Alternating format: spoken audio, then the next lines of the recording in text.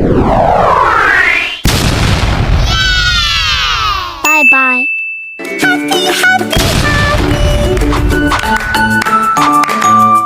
Ditonton sampai selesai ya. Assalamualaikum warahmatullahi wabarakatuh. Halo semua, perkenalkan nama saya Intan Maharani, NIM 2023-143608. Di sini saya ingin memenuhi tugas pendidikan Pancasila dari dosen pengampu Dr. Haji Hendra Wijaya, Sarjana Agama Magister Pendidikan Islam, yang berjudul berbagai persoalan bidang sosial politik dan iptek. Berikut adalah video penjelasannya. Hal yang melatar belakangi dibuatnya makalah ini ialah di era reformasi ini, nasional bangsa Indonesia mulai mengalami penurunan, mulai dari kurangnya kepedulian bangsa terhadap kebudayaan di tiap daerah atau kurangnya minat rakyat Indonesia terhadap produk dalam negeri, sehingga banyak kebudayaan Indonesia yang diklaim bangsa lain dan memasukkan produk asing secara bebas hingga mengalahkan distribusi produk dalam negeri. Hal ini bukan merupakan hal yang sepele, ini patut untuk diperhatikan dan dicari solusinya untuk meningkatkan rasa nasionalisme bangsa. Persoalan-persoalan sosial dan politik yang terus bergejolak di bumi pertiwi ini bukanlah hal yang sukar untuk diminimalisir, bahkan dihilangkan sama sekali. Walaupun itu merupakan sesuatu hal yang sulit untuk diwujudkan, namun semua itu mampu kita realisasikan bersama dalam wadah kesatuan Undang-Undang dan Pancasila sebagai dasar negara kita tercinta. Di era globalisasi ini, jarak pandang semakin luas, membuat dunia menjadi sempit untuk dijelajahi dengan berbagai macam akses yang mumpuni. Disinilah kemajuan teknologi membuat semua kehidupan di dunia saling berhubungkan dengan mudahnya, menjadikan sebuah tuntutan bagi kita untuk mengikuti arus globalisasi dengan membekali diri dengan ilmu yang memadai. Dari semua keuntungan yang didapat dari kemajuan teknologi ini, terdapat beberapa kerugian yang berdampak buruk pada bangsa kita. Di antaranya kurangnya rasa sosialisme, nasionalisme, dan patriotisme bangsa. Maka dari itu, pemupukan dan pendalaman nilai-nilai dasar cinta bangsa harus dimulai dari sekarang, yaitu dengan penanaman nilai-nilai luhur Pancasila di kehidupan sehari-hari. Pengertian sosial politik dan iptek. Secara etimologis, politik berasal dari kata Yunani polis yang berarti kota atau negara kota. Kemudian arti itu berkembang menjadi polites yang berarti warga negara, politia yang berarti semua yang berhubungkan dengan negara, politika yang berarti pemerintah negara, dan politikos yang berarti kewarganegaraan. Dalam hal hubungan sosial dan politik mempunyai hubungan dan keterkaitan yang sangat erat. Sesama kita ketahui bahwa dunia politik pastilah langsung berkenaan dengan dunia sosial bermasyarakat.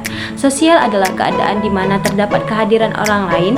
Kehadiran itu bisa nyata dilihat dan bisa dirasakan, namun juga bisa hanya dalam bentuk imajinasi.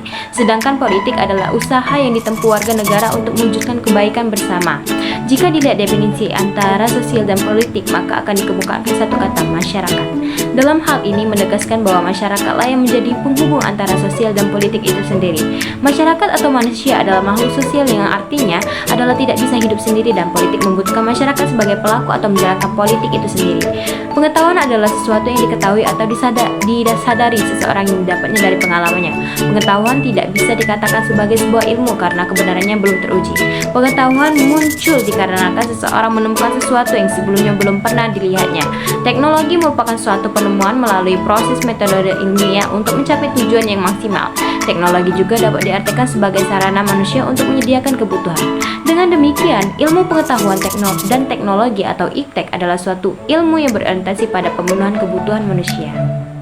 Berbagai persoalan sosial, politik, dan iptek. Yang pertama yaitu persoalan di bidang politik. Masalah yang terjadi di bidang politik itu menyangkut masyarakat luas. Akibatnya banyak pihak yang dirugikan dan dia mengambil hak orang lain yang sudah menjadi haknya, juga dapat merugikan negara dan pemerintahan. Masalah politik merupakan masalah yang terjadi pada pemerintahan yang bersifat umum. Di antaranya seperti pada kegiatan pemilu tahun lalu yang banyak sekali partai yang berebut untuk menduduki kursi presiden. Terkadang dilakukannya persaingan secara tidak sehat, seperti bentuk kecurangan suara dan saling menjatuhkan satu sama lain. Dari berbagai masalah sosial yang terjadi di masyarakat maupun pada pemerintahan dalam bidang politik menyebabkan berbagai dampak sosial yang terjadi seperti KKN, korupsi, kolusi, dan nepotisme, demonstrasi, dan lain-lain. Demonstrasi adalah kejadian yang terjadi penyampaian masyarakat kepada pihak yang berwenang. Derasnya arus globalisasi yang melanda berbagai negara di dunia termasuk Indonesia, sehingga tidak sedikit permasalahan yang telah memasuki cara pandang dan cara berpikir masyarakat Indonesia. Misalnya, gelombang demokratisasi hak asasi manusia, neoliberalisme, serta neokonservatisme dan globalisme. Hal demikian bisa meminggirkan Pancasila dan dapat menghadirkan sistem nilai dan idealisme baru yang bertentangan dengan kepribadian bangsa. Untuk mengatasi masalah sosial dalam bidang politik, pemerintahan harus keras dan tegas dalam menanganinya dengan membuat aturan hukum negara. Lalu yang kedua yaitu persoalan sosial di Indonesia. Indonesia adalah negara yang sangat luas dengan banyak sekali suku dan kebiasaannya. Tentunya tidak semuanya sempurna. Banyak masalah yang terjadi di Indonesia, mulai dari masalah ekonomi, masalah politik, sampai masalah sosial. Masalah yang lebih sering terjadi di kehidupan sehari-hari adalah masalah sosial. Banyak sekali masalah sosial yang terjadi di Indonesia, terutama di kota-kota besar. Masalah sosial adalah suatu ketidaksesuaian antara unsur-unsur kebudayaan atau masyarakat yang membahayakan kehidupan kelompok sosial. Jika terjadi bentrokan antara unsur-unsur yang ada dapat menimbulkan gangguan hubungan sosial. Masalah sosial muncul akibat terjadinya perbedaan yang mencolok antara nilai dalam masyarakat dengan realita yang ada. Yang dapat menjadi sumber masalah sosial yaitu seperti proses sosial dan bencana alam. Masalah sosial dapat dikategorikan menjadi 4 jenis faktor, yakni antara lain yang pertama yaitu faktor ekonomi seperti kemiskinan, pengangguran, dan lain-lain. Yang kedua yaitu faktor budaya seperti perceraian, kenakalan remaja, dan lain-lain. Lalu yang ketiga yaitu faktor biologis, penyakit menular, keracunan makanan. Lalu yang keempat yaitu faktor fisiologis, penyakit saraf, aliran sesat, dan lain-lain. Lalu faktor ekonomi, faktor ini merupakan faktor terbesar terjadinya masalah sosial, apalagi setelah terjadinya krisis global atau PHK mulai terjadi di mana-mana dan bisa memicu tindak kriminal karena orang sulit mencari nafkah. Faktor budaya adalah seperti kenakalan remaja. Ini sulit dihilangkan karena remaja sekarang suka mencoba hal-hal baru yang berdampak negatif seperti narkoba. Padahal remaja adalah aset terbesar suatu bangsa. Mereka yang meneruskan perjuangan yang telah dibangun sejak dahulu. Faktor biologis seperti penyakit menular bisa menimbulkan masalah sosial bila penyakit tersebut sudah menyebar di suatu wilayah atau menjadi pandemik. Lalu faktor psikologis, aliran sesat sudah banyak terjadi di Indonesia dan meresahkan masyarakat. Walaupun sudah banyak yang ditangkap dan dibubarkan, tapi aliran serupa masih banyak bermunculan di masyarakat sampai saat ini. Lalu yang terakhir yaitu berbagai persoalan iptek. Setiap budaya mengandung unsur pengetahuan dan teknologi. Keduanya merupakan unsur yang berbeda namun terkait satu sama lain. Pengetahuan cenderung pada suatu bentuk kerangka berpikir, sedangkan teknologi merupakan pemikiran hasil dari suatu pengetahuan. Pengetahuan lebih mengarah ke hal-hal yang bersifat teoretis, sedangkan teknologi memiliki pada penerapan praktis. Sejak dulu manusia sudah menggunakan teknologi. Perkembangan teknologi sangat diperlukan karena setiap inovasi diciptakan untuk memberikan manfaat positif bagi kehidupan manusia, memberikan banyak kemudahan serta sebagai cara baru dalam melakukan aktivitas manusia, khususnya dalam bidang teknologi. Masyarakat sudah menikmati banyak manfaat yang dibawa oleh inovasi-inovasi teknologi terkini. Jenis pekerjaan yang sebelumnya menuntut kemampuan fisik cukup besar pun kini relatif sudah bisa digantikan oleh perangkat mesin-mesin otomatis. Demikian juga ditemukannya formulasi-formulasi baru kapasitas komputer yang seolah mampu menggeser posisi kemampuan otak manusia dalam berbagai bidang ilmu dan aktivitas manusia. Tidak dipungkiri, sumbangan iptek terhadap peradaban dan kesejahteraan manusia sangat besar manfaatnya. Namun tak bisa dibilang tidak bahwa kenyataannya perkembangan iptek mendatangkan efek negatif bagi manusia. Salah satunya yang paling memberikan efek pada negara Indonesia adalah meningkatnya jumlah pengangguran karena kemampuan para pekerja telah digantikan oleh mesin-mesin yang semakin canggih. Kini perkembangan iptek melaju pesat tidak hanya sebagai sarana kehidupan, tetapi sekaligus sebagai kebutuhan kehidupan manusia. Bersamaan dengan itu, iptek telah menyentuh seluruh segi kehidupan dan berombak budaya manusia secara intensif yang berakibat terjadinya peraturan tata nilai dalam kehidupan. Fenomena perombakan tersebut antara lain dari budaya gratis tradisional ke budaya industri modern. Peran informalitas dan peran logos akal adalah sebuah episode produktif dan kreatif yang merupakan kaidah-kaidah normatif. Lalu yang kedua yaitu dari budaya nasional, kebangsaan, dan budaya global mondial, visi misi dan nilai-nilai universal lepas dari ikatan-ikatan primadol kebangsaan dan keagamaan. Akibatnya rasa nasionalisme dan kepribadian bangsa mulai luntur. Adapun persoalan lain terhadap perkembangan iptek, yakni pemanfaatan jasa komunikasi oleh jaringan teroris, penggunaan informasi tertentu dan situs tertentu yang dapat di internet yang bisa disalahgunakan pihak tertentu untuk tujuan tertentu, penyalahgunaan pengetahuan bagi orang-orang tertentu untuk melakukan tindak kriminal. Hal inilah yang menjadi persoalan dalam bidang iptek karena cukup mengancam privasi ataupun yang lainnya. Lalu yang selanjutnya itu mengaplikasikan paradigma Pancasila dalam berbagai bidang kehidupan Pancasila. Pancasila tidak hanya sebagai pajangan ideologi negara saja. Pancasila digunakan dalam mengatasi setiap permasalahan di bidang sosial, politik, dan iptek. Pancasila berisi nilai-nilai yang dapat dijadikan sebagai model dalam menjalankan kehidupan bagi bangsa Indonesia. Pancasila juga berfungsi sebagai pemikiran yang berkewajiban dan memiliki tanggung jawab seperti sebagai angan-angan atau target yang harus segera dijangkau secara berbarengan. sebagai penyatu ketika munculnya masalah dan berhasil mendapatkan jawabannya. Dan fungsi pemikiran itu sendiri yaitu mendapatkan apa yang ditargetkan dari pemikiran itu sendiri. Pancasila telah dianggap sebagai ideologi negara yang berperan sebagai pedoman moral dan dasar bagi berbagai aspek kehidupan, termasuk bidang sosial, politik, dan iptek. Pancasila diharapkan dapat memberikan jaminan kesejahteraan kepada warga masyarakat, serta melindungi bangsa dari pengaruh yang negatif. Dalam mengembangkan iptek, Pancasila dianggap sebagai dasar nilai yang harus dijadikan pedoman pokok atau mengatasi berbagai ancaman modern dan memastikan iptek berkembang dengan nilai-nilai luhur ideologi bangsa. Pancasila juga diharapkan dapat mengurangi kekhawatiran masyarakat mengenai dampak negatif iptek dan memastikan iptek dikembangkan dengan nilai-nilai moral keutuhan dan kemanusiaan yang adil dan beradab. Oleh karena itu, Pancasila dapat dianggap sebagai landasan yang efektif dalam menangani berbagai masalah di dalam bidang sosial, politik maupun iptek. Semua persoalan ini tentunya kita perlu untuk mengevaluasi berbagai persoalan bidang sosial politik untuk proyeksi Indonesia yang baru. Evaluasi berbagai persoalan bidang sosial politik untuk proyeksi Indonesia baru harus mempertimbangkan beberapa aspek penting. Yang pertama yaitu evaluasi harus memperhatikan ketidakkonsistenan dalam proses perumusan kebijakan yang dapat menimbulkan penolakan sosial dan kemelut politik.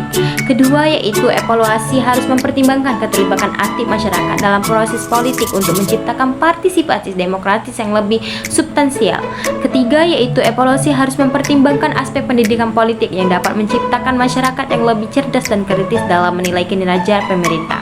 Lalu yang keempat yaitu evaluasi harus mempertimbangkan desentralisasi pemerintahan dan mengatasi ketidaksetaraan gender untuk menciptakan masa depan politik yang lebih inklusif dan berdaya. Terakhir yaitu evaluasi harus mempertimbangkan peran organisasi masyarakat dalam meningkatkan partisipasi politik masyarakat Indonesia. Lalu bagaimana kita memposisikan diri sebagai warga negara yang baik? Nah, manusia digunakan untuk hidup di bawah undang-undang dan pola yang didiktekan kepada kami oleh masyarakat. Tapi berikut pola-pola tidak membuat kita warga negara yang baik. Untuk menjadi warga yang baik, pertama Anda harus menjadi orang baik. Maksud saya bahwa Anda harus penuh dengan nilai-nilai prinsip, etika, dan lain-lain. Ketika bergabung dengan semua aspek ini, bersama-sama kita akan mendapati bahwa tidak ada lagi yang diperlukan. Lalu salah satu aspek penting untuk menjadi warga negara yang baik adalah membantu orang. Semua di sekitar kita dapat melihat selalu ada orang yang memberikan bantuan kita. Tugas kita sebagai warga negara yang baik adalah untuk membantu orang-orang, seperti ketika berbicara tentang orang-orang yang memerlukan bantuan kita, saya ataupun kalian tidak hanya berbicara tentang orang-orang miskin, tetapi juga wanita hamil yang tidak boleh membawa pekerjaan berat atau orang tua yang tidak dapat menyeberang jalan. Ingat bahwa tindakan kecil membuat perbedaan. Hal lain yang penting kita harus ingat untuk menjadi warga negara yang baik adalah untuk memiliki penyertaan aktif dan community. Dalam community ada banyak cara yang boleh kita lakukan. Ketika peliharaan datang, untuk surat untuk gubernur, ketika harus bersedia untuk memberikan suara. Ketika ada pertemuan lingkungan, kami ada untuk tentang penyelenggaraan jalan. Kita harus berada di sana untuk memberitahu sudut pandang kita. Dan yang terakhir, untuk menjadi warga negara yang baik adalah rasa hormat kepada orang-orang yang hidup di sekitar kita. Kita harus ingat bahwa kita mempunyai hak, mereka juga mempunyai hak, maka salinglah menghargai. Hal inilah salah satu asas yang paling penting ketika hidup dalam suatu masyarakat. Kita semua mempunyai kebebasan, tetapi terbatas pada titik tertentu. Kita tidak boleh menganggap seorang pembunuh atau pencuri warga yang baik karena mereka telah melanggar batasan itu. Melalui esai ini kita telah kena beberapa ide dari apa yang saya pikirkan adalah aspek yang paling penting untuk menjadi warga negara yang baik di dalam masyarakat. Hubungan antara orang yang telah benar-benar buruk oleh salah paham yang dihasilkan dari hari ke hari. Untuk menghilangkan harus berurusan dengan situasi seperti ini, kita harus menyadari bahwa penyelesaian yang ada dalam diri kita dan nilai-nilai etika yang perlu ditanamkan kepada orang-orang yang pada saat jatuh tempo sebagai maklumat semacam itu akan dibina mereka untuk menjadi warga negara yang baik. Jadi kesimpulan dari materi ini ialah sosial dan politik tidak bisa dipisahkan antara satu dan lainnya. Dalam kehidupan sosial tidak lepas dari unsur yang namanya hanya politik, dan sebaliknya. Di dalam kegiatan politik juga tidak bisa lepas dari partisipasi masyarakat, karena masyarakatlah yang menjadi pelaku politik itu sendiri. Ilmu pengetahuan dan teknologi IPTEK adalah suatu ilmu yang berorientasi pada pemenuhan kebutuhan manusia. Masalah sosial politik merupakan persoalan sosial dari masyarakat luas yang dihadapi pada era global ini. Persoalan-persoalan tersebut menimbulkan dampak yang negatif dan juga merugikan individu, masyarakat maupun negara. Begitu juga dengan kemajuan teknologi yang selain menimbulkan dampak positif juga menimbulkan persoalan-persoalan yang ke arah negatif. Dengan semakin berkembangnya teknologi saat ini, masyarakat semakin terlena dan tak berdaya akan pengaruh budaya barat yang tak sesuai dengan ideologi Pancasila, sehingga menimbulkan persoalan-persoalan yang dapat membuat tatanan negara ini menjadi rusak. Itulah tadi sedikit penjelasan saya mengenai berbagai persoalan bidang sosial politik dan IPTEK. Saya mohon maaf apabila ada kekurangan dalam penjelasan saya. Saya akhiri. Wassalamualaikum warahmatullahi wabarakatuh. Terima kasih.